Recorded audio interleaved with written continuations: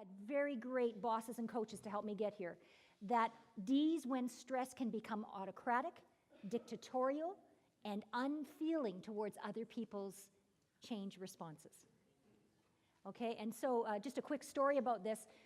When I was in banking, I had a boss named Ron. He was way ahead of his time because this was back in the 80s. And he was very much a coach approach leader. And he pulled me into his office, and I was his area manager of lending at the time. And he called me in and he said, "Hey, Cheryl, how do you think you're doing in the job?" I said, "Pretty good. I'm getting the results. Clients love it." He goes, Yeah, your team, not so much."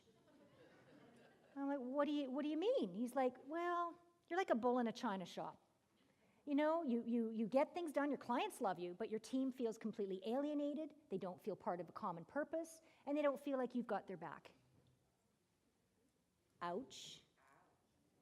But here's why I could listen to him, because he said to me when he hired me, "My goal for you is to one day far surpass me in your career."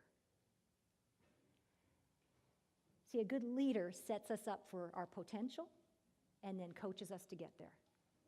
And so I could hear what he said.